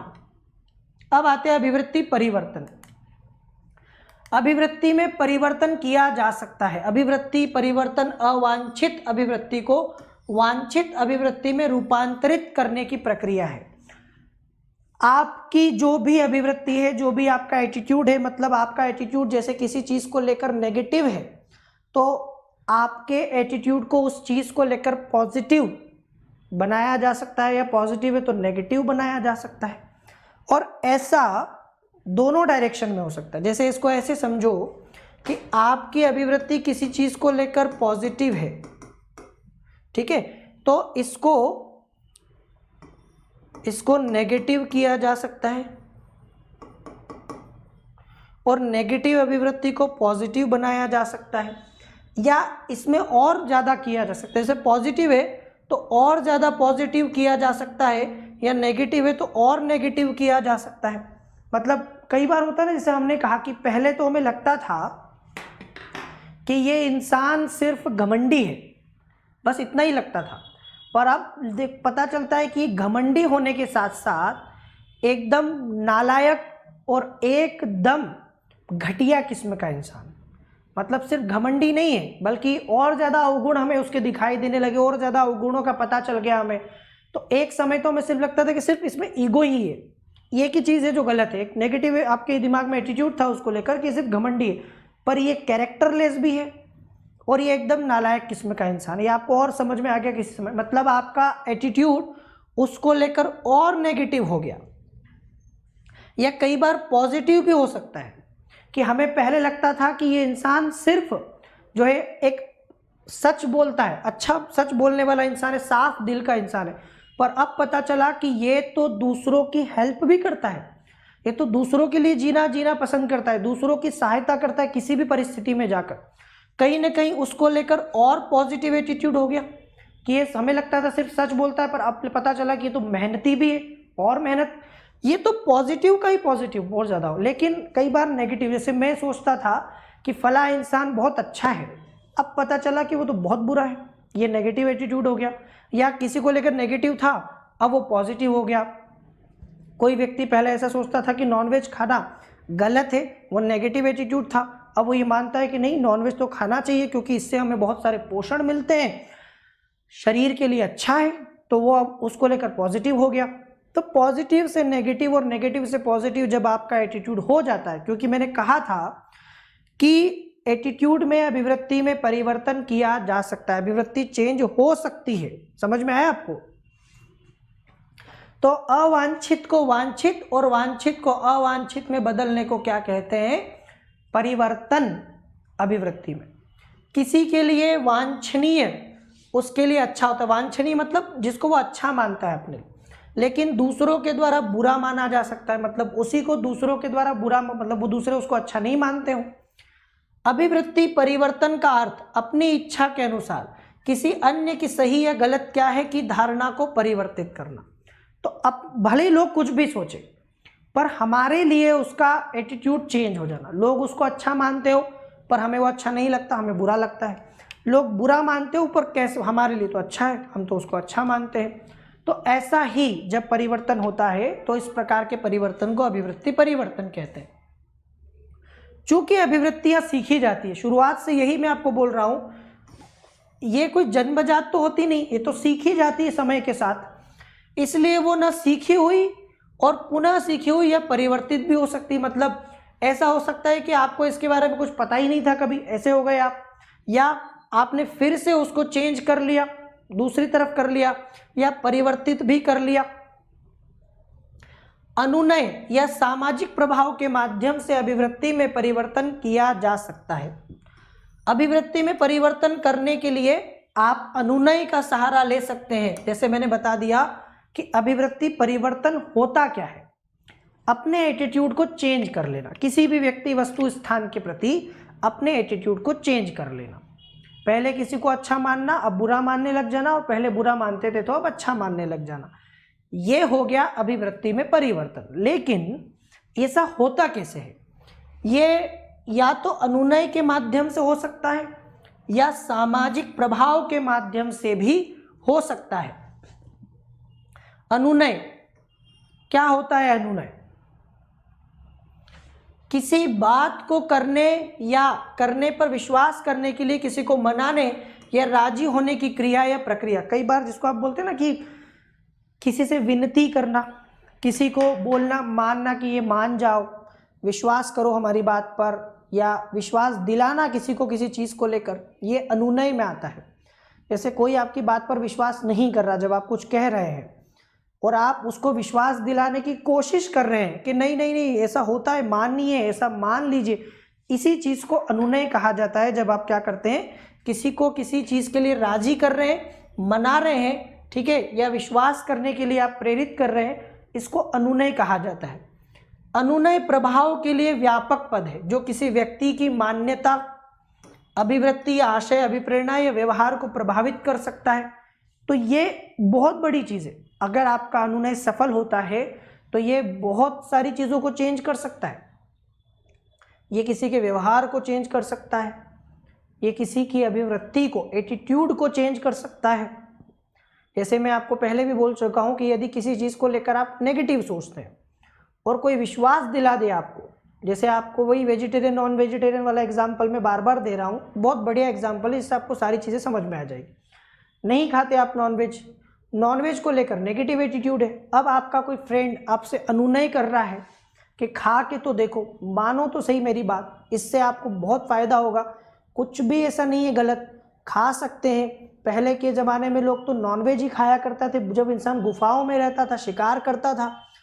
ये सारी चीज़ें उसको बताई गई, कई सारे तर्क दिए गए और फिर उसके एटीट्यूड को चेंज कर दिया गया। आपका अनुनय यदि सफल रहा तो सामने वाला नॉनवेज खाने लग जाएगा, और इससे क्या होगा, इससे उसकी अभिवृत्ति चेंज हो गई। जो नेगेटिव थी उसको लेकर ये पॉजिटिव हो गई। अब यह ऐसी प्रक्रिया है जिसका उद्देश्य सूचना, भावनाओं या तर्क या इनके संयोजन संप्रेषित करने के लिए लिखित या बोले गए शब्दों का उपयोग करके किसी व्यक्ति या समूह की किसी घटना, किसी विचार, वस्तु या अन्य व्यक्तियों के प्रति अभिवृत्ति या व्यवहार को बदलना होता है। तो बहुत सिंपल सी भाषा में समझो, अनुनय का उद्देश्य क्या होता है? अनुनय का उद्देश्य होता है किसी तर्क के द्वारा, किसी सूचना के द्वारा, ठीक है, जैसे किसी व्यक्ति का ये मानना है महिलाओं को लेकर कि महिलाओं को जो है नेगेटिव एटीट्यूड है उसका, महिलाओं की पढ़ाई लिखाई को लेकर, महिलाओं को लेकर, ठीक है, तो उसको तर्क दे के बताना। अगर वो ये मानता है कि महिलाएं पुरुषों से कमतर होती हैं, कमज़ोर होती हैं, पुरुष ज़्यादा समझ सक्षम होता है, तो उसको तर्क देकर बताना कि देखिए ये आंकड़े देखिए, ये देखिए, इससे आपको पता चलेगा। सूचना दी उसको, बहुत सारी अलग अलग इन्फॉर्मेशन दी, वहाँ महिलाएं टॉप कर रही हैं, यहाँ महिलाएं जो है प्राइम मिनिस्टर, प्रेसिडेंट तक बन रही हैं। महिलाओं ने आज पूरी दुनिया में अपने नाम से बहुत सारी चीज़ें हम देखते हैं कि कहीं ना कहीं प्रतिष्ठित किया है, अपने आप को प्रतिष्ठा अर्जित की है, जब हम बताते हैं तो उससे उसका फर्क पड़ता है जब। और इसका उद्देश्य क्या है? इसका उद्देश्य है उस व्यक्ति का या समूह का, उस किसी घटना को लेकर, विचार को लेकर, ये विचार था जो मैं आपको बता रहा था, या वस्तु को लेकर, ठीक है, उसकी अभिवृत्ति को या उसके व्यवहार को बदलना। तो इससे क्या होगा? उसका एटीट्यूड चेंज हो जाएगा महिलाओं को लेकर। अगर सफल रहे आप तो फिर आपका व्यवहार बदल जाएगा, आप महिलाओं को, उसको देखने का नज़रिया चेंज हो जाएगा, वो महिला पुरुष को एक समान देखने लगेगा, ठीक है, महिलाओं को ज़्यादा सम्मान देने लगेगा, रेस्पेक्ट देने लगेगा। यह व्यक्तिगत लाभ की अभिलाषा में प्रायः उपयोग किया जाने वाला साधन भी है। जैसे चुनाव प्रचार, चुनाव में जब नेताजी आते हैं, आपसे हाथ जोड़कर वोट डालते हैं और बोलते हैं कि हमें ही जिताइए, हमें ही वोट डालिए, फला फला बातें करते हैं, ठीक है, आपको कन्विंस करने की कोशिश करते हैं कि हम ही आपके हित में हैं, हमसे ज़्यादा विकास आपका कोई कर ही नहीं सकता, और हम जो है वही हैं जो आप लोगों को आगे ले जा सकते हैं। दूसरे में न तो इतनी सक्षम है वो, न इतनी बुद्धि है, न ज्ञान है, न इतना सेवा भावना है कि वो आपको आगे ले जा सके। तो वो आपको क्या करते हैं? आपको आपकी अभिवृत्ति को चेंज करने की कोशिश करते हैं। चुनाव प्रचार, विक्रय सेवा, आप किसी वस्तु को नहीं खरीद रहे हैं तो आपके दिमाग में बार बार अनुनय, जैसे विज्ञापन, विज्ञापन भी तो वही है, एडवर्टीजमेंट, आपके एटीट्यूड को चेंज करने का एक माध्यम कि आप किसी प्रोडक्ट को खरीदने के प्रति आतुर हो, किसी प्रोडक्ट को खरीदने के प्रति सकारात्मक अभिवृत्ति लें और आप उनकी वस्तु को खरीदें। इसमें यह बताया जाता है कि दुनिया में उनसे अच्छा प्रोडक्ट किसी ने बनाया ही नहीं, उनसे अच्छा उत्पादन उस वस्तु का किसी ने किया ही नहीं, ठीक है। किसी वाद के लिए वकालत में, भाई वकालत में जब वकील जिरह करते हैं, जज के सामने बहस करते हैं, दरअसल वो क्या करते हैं? अनुनय, जज को अपने केस, अपने मुवक्किल को जिताने के लिए यही चीज़ तो वो कर रहे हैं, अनुनय। तो कहीं ना कहीं अनुनय क्या करता है? अनुनय व्यक्ति की अभिवृत्ति को, उसके विचारों को बदलने की कोशिश करता है, प्रयास करता है। समझ में आ गया आपको? तो अभिवृत्ति में परिवर्तन ऐसे नहीं होता आसानी से इतनी भी, इसके लिए आपको प्रयास करना पड़ता है। इसके लिए अनुनय का भी एक माध्यम है। अनुनय क्या है? एक माध्यम है जिसके द्वारा हम अपनी अभिवृत्ति में परिवर्तन कर सकते हैं। इसे लोगों का व्यवहार या अभिवृत्ति बदलने के लिए अपने व्यक्तिगत या स्थितिपरक संसाधनों के उपयोग के रूप में अर्थान्वित किया जा सकता है। अभिवृत्ति का निर्माण और परिवर्तन दो अलग अलग क्रियाएं नहीं हैं, वे एक दूसरे से संयुक्त रूप से जुड़े हुए हैं, ठीक है। मतलब जब आपकी किसी एटीट्यूड को, किसी अभिव्यक्ति का आपका निर्माण हुआ किसी भी चीज़ के प्रति, और परिवर्तन बहुत अलग अलग नहीं है। जैसे आपका किसी चीज़ को लेकर एटीट्यूड बना था, अभिवृत्ति का निर्माण, तो वैसे ही वो परिवर्तन भी वैसे ही होता है, ठीक है। जिस प्रकार से आपने पॉजिटिव या नेगेटिव बनाया था अपने एटीट्यूड को उसको लेकर, वैसे ही वो चेंज भी होगा, ठीक है। चलिए, तो इसके बाद हम लोग अगले सेशन में करेंगे, और अभी ये रिकॉर्डेड सेशन आपको मिलेगा, ये प्रीमियर होगा, लाइव नहीं था। तो लाइव सेशन हमारा जब से होगा तब से होगा, लेकिन तब तक हम रिकॉर्डेड सेशन ही करेंगे, ठीक है। और आप सभी हमें रेफरल कोड CK लाइव के द्वारा फॉलो कर सकते हैं। CK लाइव रेफरल कोड का यूज़ करके 10% डिस्काउंट मिलेगा आपको। और यदि आप अनअकैडमी ज्वाइन करना चाहें तो आपको ये रेफरल कोड यूज़ करना है। Telegram channel @Chanchal Kumar Sharma official. जो लोग पीडीएफ चाहते हैं वो Chanchal Kumar Sharma official Telegram channel से जुड़ जाएं, वहाँ आपको पीडीएफ अवेलेबल होगी और भी कई सारे नोट्स अवेलेबल होंगे। अभी मैं आप लोगों को मिडिएवल या मध्यकालीन भारत का इतिहास 10वीं क्लास की एनसीईआरटी की बुक और ये एथिक्स, इंटीग्रिटी और एप्टीट्यूड, 3 चीज़ हमारा एक साथ चल रहा है। आने वाले समय में और भी नए नए कोर्सेज, स्पेक्ट्रम मॉडर्न इंडिया, ठीक है, और भी कई सारी चीज़ें हम स्टार्ट करने वाले हैं, तो बने रहिएगा। लाइक करना नहीं भूलें। अगर आपको सेशन अच्छा लगता है तो लाइक करिए, कंजूसी नहीं करें, और कमेंट करिएगा, फीडबैक दीजिएगा। फिर मिलेंगे हम लोग, तब तक के लिए आप सभी को थैंक यू, जय Hind, all the best, let's crack it.